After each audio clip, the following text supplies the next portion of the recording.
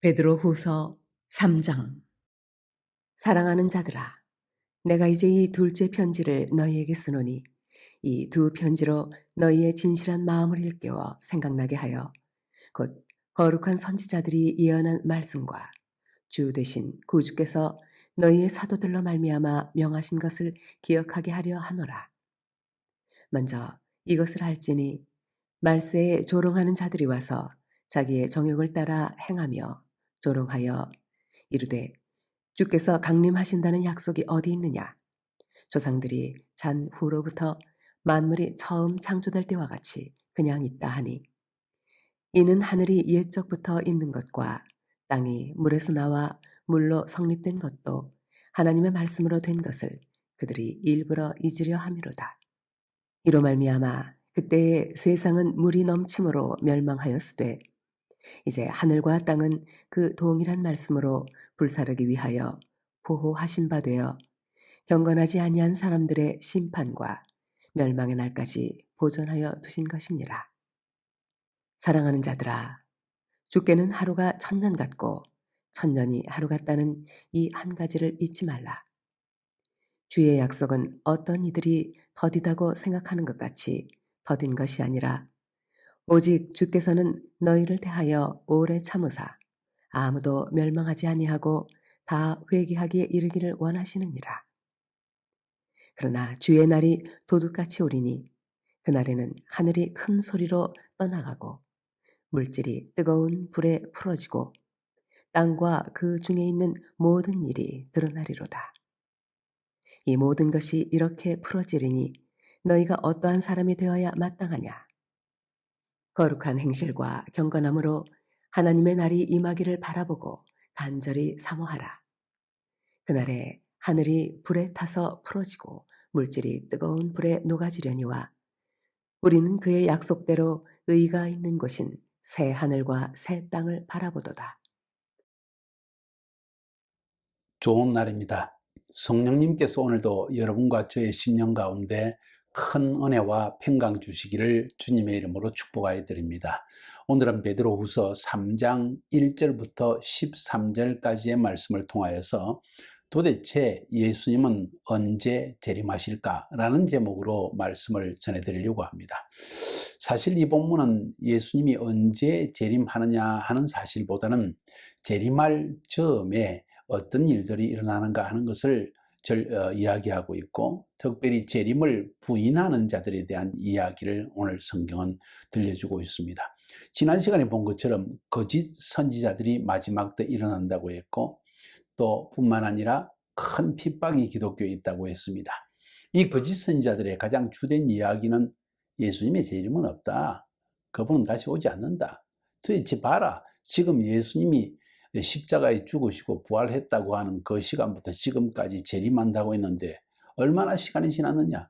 그런데도 아직까지도 예수님이 재림하지 않고 세상의 심판이 오지 않지 않느냐 하면서 일부러 이것을 잊어버리는 무리들이 거짓 선지자와 거짓 선생들이 하는 일이라는 것입니다. 이것을 우리 성도들은 잘 알고 있어야만 합니다. 그래서 이런 거짓말 혹은 이런 의혹에 우리의 마음이, 우리의 믿음이 무너져서는 안 된다는 이야기입니다. 베드로 사도는 이것 때문에 사랑하는 성도들에게 오늘 이런 조언을, 말씀을 3장에서 주고 있는 것입니다. 한번 자세하게 살펴봅시다. 먼저 1절, 2절. 사랑하는 자들아, 내가 이제 이 둘째 편지를 너희에게 써노니 이 둘로 너희 진실한 마음을 일깨워 생각나게 하고 곧 거룩한 선지자의 예언한 말씀과 주 되신 구주께서 너희의 사도들로 말미암아 명하신 것을 기억하게 하려느니. 일깨워 생각나게 하고 기억하게 하려 한다. 뭔 이야기입니까? 우리는 현재의 삶에 너무 얽매이다 보니까 지금 당하는 핍박, 그리고 지금 당하는 삶의 어려움, 온갖 가지 시험, 이것 때문에 온 눈이 거기에 집중되어져 가지고 정작 하나님께서 우리에게 구약 성경을 통해서 말씀하신 것과 또 예수 그리스도를 통해서 말씀하신 것을 잊어버릴 수가 있다는 것입니다.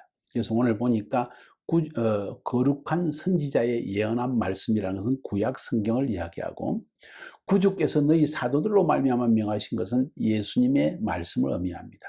오늘날 우리에게는 구약과 신약 이 모든 것을 우리가 기억하는 것이 중요하다. 다시 말해서 마지막 때 하나님이 주님이 언제 재림하실까? 어떻게 재림하실까? 왜 세상이 이렇게 아직까지도 주님이 오지 않고 이렇게 핍박이 임하게 되고 하나님의 백성에 대한 시험과 핍박과 환난이 닥치는데도 왜 주님은 오지 않는가? 여기에 대한 답은 성경 안에 있는 것입니다.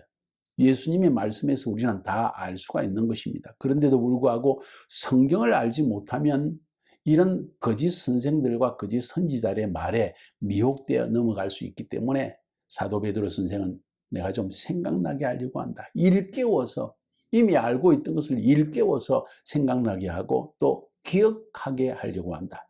그 당시에 성경이란 것은 쉽지 않았습니다. 왜냐하면 양피지에 쓰여져 있거나 혹은 벨가멘트, 그러니까 벨가멘트가 양피지고요. 그리고 또 파피루스에 적혀 있기 때문에 이것은 들고 다니기가 용이하지 않습니다. 지금은 핸드폰으로 그냥 성경을 다 핸드폰을 열기만 하면 성경을 읽을 수 있는 그런 시대가 되었지만 그 당시에는 성경이라는 것은 정말 지니기 어려운 그런 책이었습니다. 특별히 양피지에 쓰여졌고 파피루스에 쓰여진 성경을 지닌다는 것은 엄청난 도서관의 장서를 지닌 것 같은 것이었기 때문에 사람들은 설교를 통해서 오직 하나님의 말씀을 기억할 수 있었다는 것입니다. 오늘날은요, 성경 한 권의 책에 다 들어있죠. 신약 구약이 뿐만 아니라 조금 전에 말씀드린 것처럼 우리가 핸드폰 하나만 있으면 그 안에 스마트폰 안에 성경이 모든 언어로 다 적혀져 있지 않습니까? 이렇게 쉽게 하나님께서 성경을 알 수 있게 했기 때문에 사람들은 어쩌면 수많은 책 중에 하나로만 성경을 받아들이는 경향이 있고 진리의 기준으로 삼지 않기 때문에 오히려 더 큰 심판이 있게 되지 않겠는가 하는 생각도 하게 되어집니다. 매일 성경을 읽어야 합니다. 삶의 기준이고 역사의 진행 방향을 알 수 있는 유일한 책, 미래에 대한 예언을 담은 유일한 책, 이것을 여러분이 꼭 읽어야만 할 것입니다. 그래서 사도 베드로 선생은 이것을 기억나게 하겠다는 것입니다. 3절부터 7절까지 보면 먼저 이것을 알지니 말세에 기롱하는 자들이 와서 마지막 때가 되면 예수님의 재림 전에 이렇게 조롱하는 자들이 있다는 거예요. 자기의 정욕을 조차 행하며 기롱하며 가로되, 이 사람들은 주로 그 삶 자체의 열매가 없다는 걸 알 수 있습니다. 예수님께서 말씀하신 위대한 그 기준, 그것은 그 열매로 그들을 알지라. 그들의 삶의 열매를 보아라. 도덕성, 그들의 삶의 모든 거룩성, 이런 것을 살펴보면 그 삶이 거짓되었는가 아니면 진실한 말만을 하는가, 이 삶의 열매를 보면 그 사람을 알 수 있다는 것이죠. 근데 이 사람들은 자기 정욕을 쫓아 행한다. 여기는 음란과 더불어 육신의 욕망을 따라 사는 것, 방탕하는 것, 이런 것들이 포함되겠죠. 정욕을 쫓아 행하면서 조롱하며 말하기를 주의 강림하신다는 약속이 어디 있느냐? 조상이 잔 후로부터 만물이 처음 창조될 때와 같이 그냥 있다. 세상 하나님이 창조한 것 좋다. 그때부터 지금까지 변한 게 뭐 있느냐? 전쟁은 전쟁대로 있고 사람들은 다투고 고통은 그대로 있고 사람들은 모두 이기적이고, 자, 도대체 변한 게 뭐 있느냐 하면서 주의 강림하다는 약속이 어디 있느냐, 그 약속 지금 성취되었느냐 하면서 조롱한다는 거예요. 이는 하늘이 예적부터 있는 것과 땅이 물에서 나와 물로 성립된 것도 하나님의 말씀으로 된 것임을 저희가 잊으려 함이로다. 하나님이 세상을 창조하신 이야기를 하고 있습니다. 그 창조된 것이 하나님으로부터 온 것을 지금 잊어버리고 있다는 거예요. 하나님이 세상을 창조하셨다면 하나님이 세상을 심판하실 때도 있다는 거예요. 이로 말미암아 그때 세상은 물의 넘침으로 말미암아 멸망하였을 때 노아의 홍수 이야기를 하고 있는 것입니다. 노아의 시대 사람들의 죄악이 가득 차서 하나님이 더 이상 볼 수가 없어서 홍수로서 심판하고 노아는 그리고 그의 가족은 방주에 들어감으로 살았습니다. 그 약속하신 대로, 노아에게 약속하신 대로 물의 심판은 이루어졌다는 거예요. 이제 하늘과 땅은 그 동일한 말씀으로, 동일한 노아에게 한 말씀으로, 동일한 천지를 창조하신 말씀으로 불사르기 위해서 간수한 바 되었다. 노아의 시대는 물로 하나님께서 심판하시지만 지금은 불로 심판하신다는 이야기하고 있는 것입니다. 오늘날 지금 지구의 온난화로 인해서 많은 어려움이 있습니다. 기상 변화가 일어나고요. 남극과 북극의 얼음이 녹아가지고 해수면이 올라가고 뿐만 아니라 상상할 수 없는 엄청난 기상 변화 때문에 태풍이 온 곳에서 일어나고, 이게 이렇게 뜨거워가지고 한국 땅 같은 경우에 지금 온도가 올라가서 어제 오늘 37도, 36도 뭐 이렇게 거기다가 무덥죠. 정말 아열대 시대로 전환했습니다. 그 뒤에 더 어떻게 될지 우리는 상상할 수가 있습니다. 더 큰 문제가 일어나지 않을까요? 아무튼 동일한 말씀으로 하늘과 땅은 불사르기 위하여 간수한 바 되어 경건치 아니한 사람들의 심판과 멸망의 날까지 보존하여 두신 것이라. 하나님이 지금 아직 불로 심판하기 위해서 가만히 보존하고 있는 것뿐이다. 주님이 재림을 빨리 한다면은 이건 세상을 심판할 때가 왔다는 이야기다. 그래서 그 심판 때까지 지금 잠깐 보존하고 있는 것이다. 이런 이야기입니다. 그러면서 우리 성도들에게 경고하는 말씀 혹은 권면하는 말씀을 8절 9절에서 말합니다. 사랑하는 자들아, 죽게는 하루가 천년 같고 천년이 하루 같은 이 사실을 잊지 마라. 이 말은 세월 굉장히 빠르다. 우리가 생각하는 것처럼 느린 것이 아니다. 주의 약속은 어떤 이에 더디다고 생각하는 것 같이 더딘 것이 아니라 오직 너희를 대하여 오래 참으사 아무도 멸망치 않고 다 회개하기에 이르시기를 원하시느니라. 하나님이 심판을 넣어주시는 이유, 재림을 넣어주시는 이유는 다른 이유가 아니다.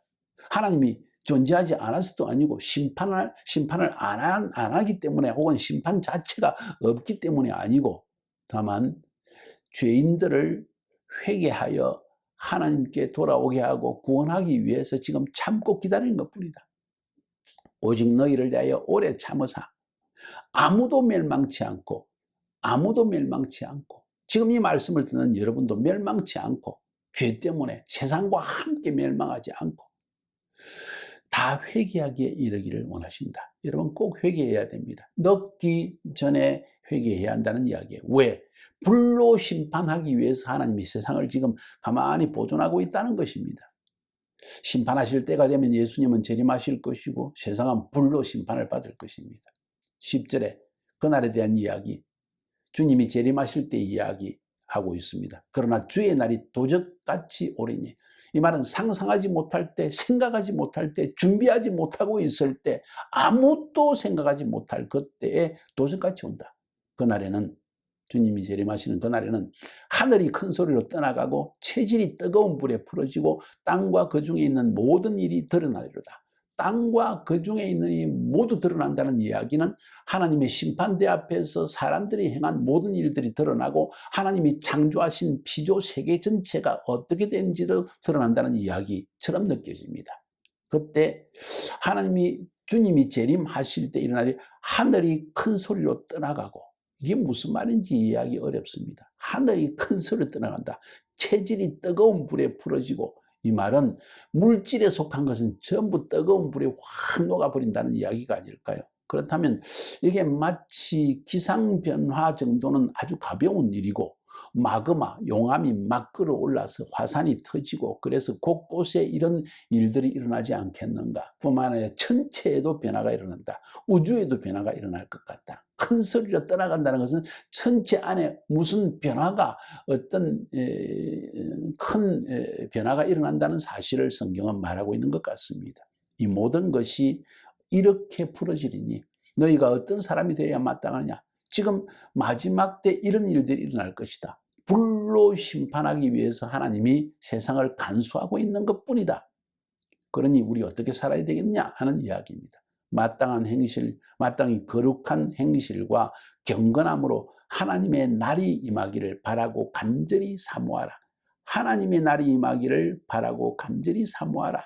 뭔 이야기입니까? 하나님은 반드시 세상을 심판하실 것이고 그 전에 예수님이 재림하실 것이다.